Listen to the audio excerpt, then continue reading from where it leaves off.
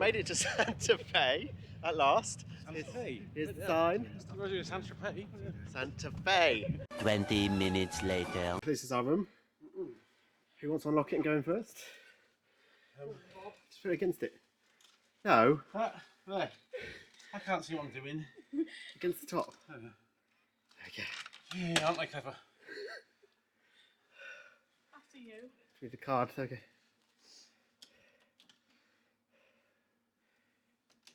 Right. You go in, like, it's time to get others. Yay, our room. Right, so we are in building 27 in the Mater section, and we are on the first floor in room 111. So we'll give you a quick room tour then when Amy decides to move. Oh, we managed to turn the light off somehow. Can you turn that one on again? It's over there. I think I did that. Thank you. So, Amy stood there. Yeah, I'm just struggling with the hanger. Right, I'll move.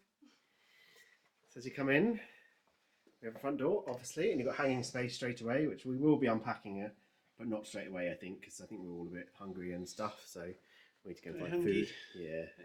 He hungry. He's fading away. Wasting away. So, behind Bob there is a bathroom, obviously. Amy's got a hairdryer, so here, that's good. Nice little mirror, which is really pretty. I like that. You've got your normal amenities. You've got some soap here, some cups, some little tissues too. And then we've got the shower, you've got your toiletries and stuff, which are all themed to the hotel, which is good. Across here we also have a safe, which I think is big enough to get a laptop in, so that's good. We'll be putting our switches, tablets and stuff in there every day when we go out to the parks. And then we've got the beds, 2 double beds in this room. Obviously, because there's 3 of us. So this is Dan's over here. Yeah, I'll be on that side, away from the door. So that'll be me. Yeah. That'll be Amy. Yeah, all over it. TV.